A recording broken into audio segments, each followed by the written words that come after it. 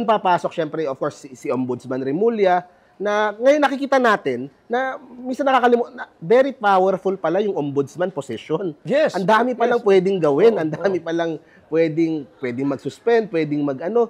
So, yun ang parang ano ko din, doon sa nakaraang ombudsman, kasi nagrereklamo tayo, bakit walang big fish na nakukulong? Diba? Ano bang ginagawa nung huling ombudsman? So, hopefully dito kay Remulla, mas optimistic ako na mas tatakbo yung sa tingin mga mo, kaso. mas matapang si Larry Boying. Oo eh. Tsaka ang natutuwa ko sa kanya, hindi mo pwedeng ibuli eh.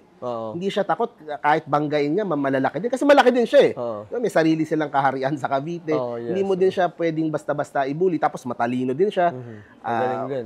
Maalam din siya sa batas. Kaya I'm optimistic dito kay Ombudsman Remulla na mas maraming makakasuhan, mas maraming makukulong. Ayun, sana lang yun lang, syempre pagdating sa Sana Sandigan Bayan. consistency rin, consistent.